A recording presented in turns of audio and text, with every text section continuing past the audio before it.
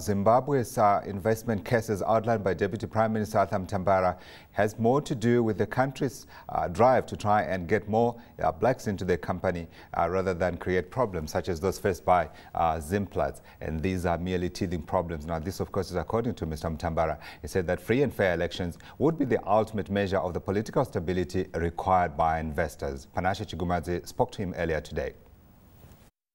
I think the issue to emphasize is that we must talk about Zimbabwe's future.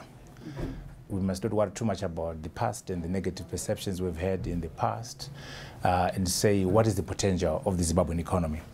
Natural resources, human capital, infrastructure, but in particular what we're calling consumer-facing industries. The nature of the opportunities in Zimbabwe are actually bigger than natural resources. It is retail, it is banking, it is services, it is ICT. And so we're emphasizing that there is a huge opportunity in Zimbabwe for investors to make money, but at the same time they're able to make a difference and drive the empowerment of our people. But more importantly, Zimbabwe's success is the success of SADC. The South African economy will not succeed unless the surrounding countries are doing well.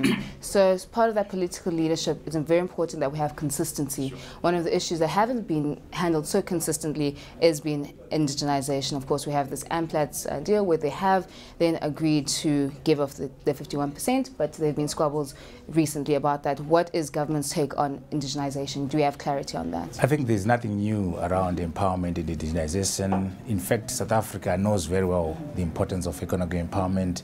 They know very well in terms of the need to empower our people. What we're having in Zimbabwe are teething problems, learning opportunities.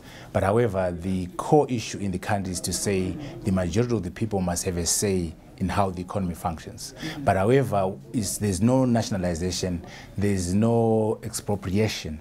Whatever you get, you must pay value for it. In other words, 51% yes, but the Zimbabwean partner, the Zimbabwean player must pay for their share. So whatever problems we've had are teething problems, but we're very focused in growing the economy. There's no point in distributing and sharing a small cake. It's more important to grow the economy and then indigenize the growth. So we are very focused to say investors can come to Zimbabwe and make money, but in the process, we want Zimbabweans to be players, to be participants in the economy. And we're learning from South Africa. And South African investors do understand the imperatives behind economic empowerment, the imperatives behind black economic empowerment. But we want to make sure that when we do so, we don't threaten investors and we don't undermine confidence in our country. So we're going to push for certainty of policy. We're going to push for predictability of policies in our country. So just touching on that certainty of policy, now we're having upcoming elections. So is Zimbabwe ready for the elections? We've seen the referendum and that has gone very smoothly. Do we think we're going to see a difference this time around? The key measure of success for this inclusive government is whether we can conduct a free and fair election. If you'd ask me, that is the measure or judgment of our success or lack of it. So we're trying as much as we can through this constitution we've adopted and passed in a referendum, through electoral reforms, media reforms, economic reforms, to ensure that we can conduct a free and fair election. And I'm certain that this election will be different from 2008. Why? Because the key protagonists are in the same government. The fact that we've worked together for 4.5 years, I think counts for something. Secondly, we've done major reforms. We have now a new constitution. Some of our major problems were arising from a flawed constitution, a dysfunctional constitution. Now we have a reasonable constitution. We've carried out a number of electoral reforms, political reforms. We have reformed some aspects of the media. And we are working together in the same government. So I think we've set in place the foundation for the possibility of a free and fair election.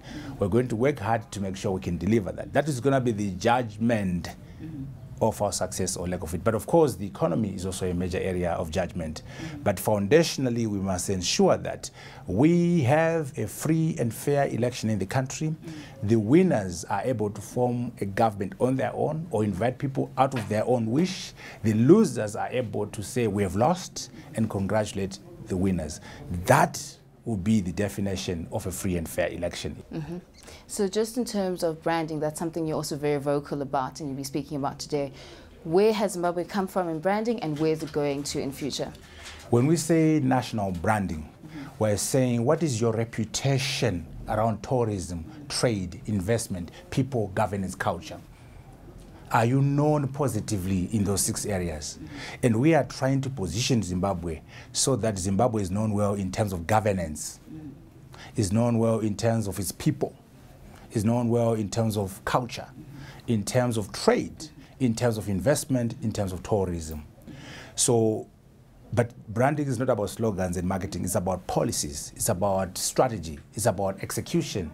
That's why we're here today, to push the investment brand so that our investment is known positively, the opportunities are known positively. We're pushing trade. So we have positioned the country in a manner that we are now known, or possibly going to be known very positively in those 6 areas.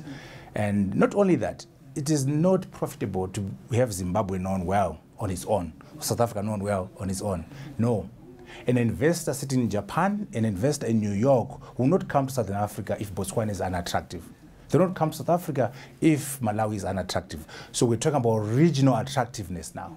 We're talking about a regional value proposition, which means we must ensure that the SADC region is known positively in those 6 areas.